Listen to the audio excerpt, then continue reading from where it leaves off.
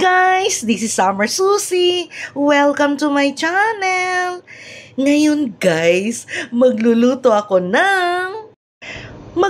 lang naman ako guys ng special pork feet adobo.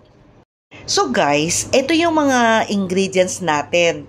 Of course, kailangan natin guys ng ginger, tapos garlic, onion, tapos maglalagay ako ng konting sili para hindi naman masyadong boring guys na wala. Tapos may paminta, tapos salt po. So ito yung ginamit ko ngayon guys, sea salt.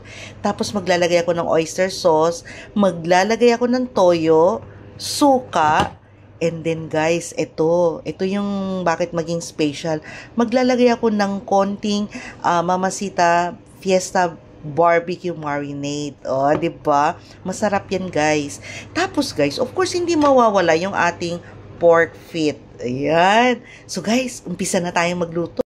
So, guys, nagpainit na ako ng oil. Ito, guys, oil ito ng pork, yung pinagprituhan namin. So, ito na lang yung gagamitin ko para mas malasa, guys, yung ating baboy. So, guys, unahin ko na yung ating ginger. Ayan.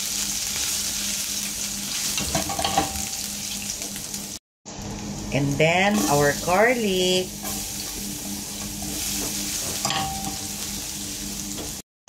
And then, guys, our onion.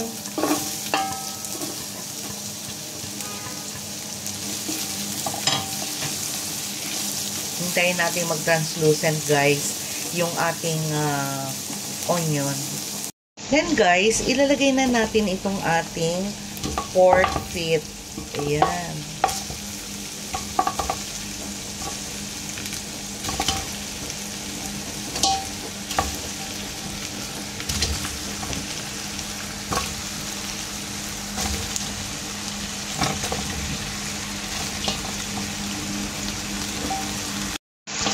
Tapos ating i-mix-mix.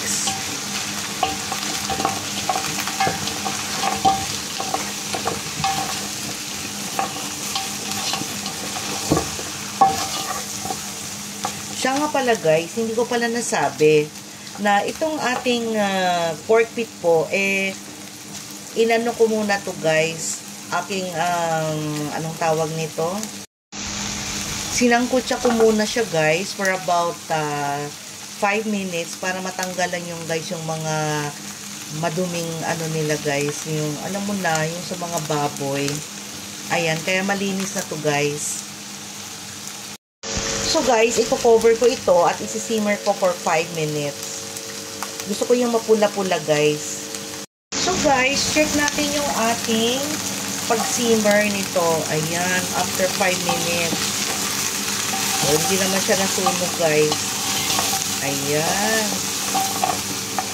Ayan, namula-mula lang yung gilid. Ayan o.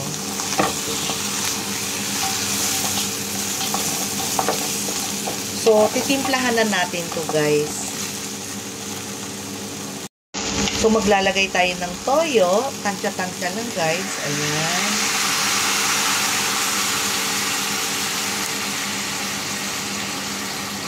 Maglalagay ako ng oyster sauce. Siguro mga 2 kutsara to guys. Ayan. Ito. So, ilalagay ko na tong ating Barrio Fiesta barbecue marinade. So, ayan. Maglalagay ako guys ng 3 kutsara. Ayan. Maglalagay ako guys ng paminta para mabango. Ayan. Tansya-tansya lang. Tapos asin.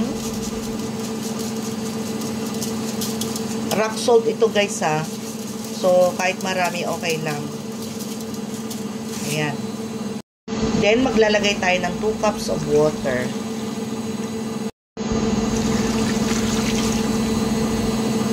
And then, haluin natin.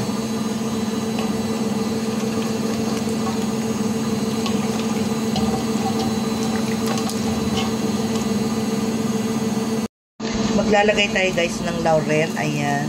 Para mabango.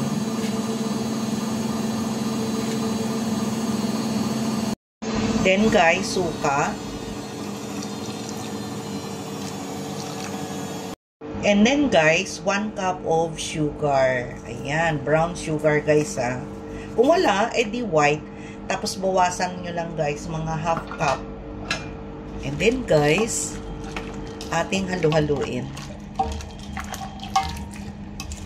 So ganito lang muna siya guys. Hayaan lang muna siya natin na kumulo at lumambot. Pag kulang, lalagyan na lang natin ng tubig guys. Then, takpan na natin guys. We will simmer it for 30 minutes. Guys, after 30 minutes, eto na oh. Ayan. Parang gusto ko pa siya guys, dagdagan ng tubig. Para maging malambot talaga siya. Dagdagan natin ng mga 1 cup siguro. Ayan, 1 cup. Let us see.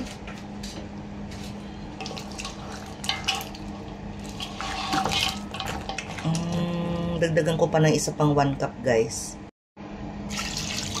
Ayan, 2 cups bale.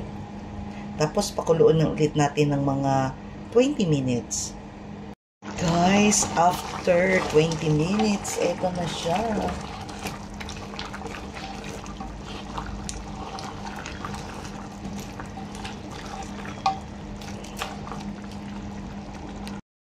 Lagyan ko guys ng konting oyster sauce. Ayan. Guys, eto na siya ngayon, no? Ganito guys, malambot na. At saka naging sticky na yung sabaw guys. Ayan.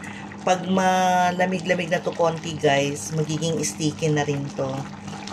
Sticky lalo. Oh my, can't wait to taste.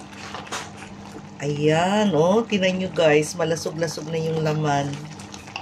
So, i-switch off ko na to guys, and then, prepare natin, then kakain na tayo.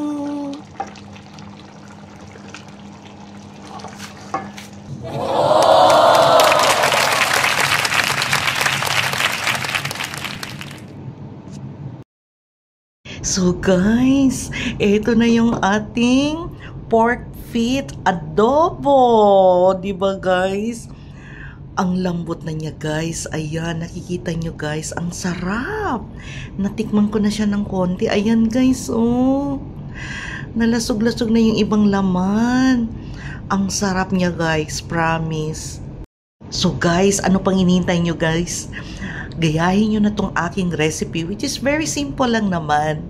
So guys, don't forget to like, share, and subscribe my YouTube channel, Summer Susie. Bye guys! See you in my next vlog.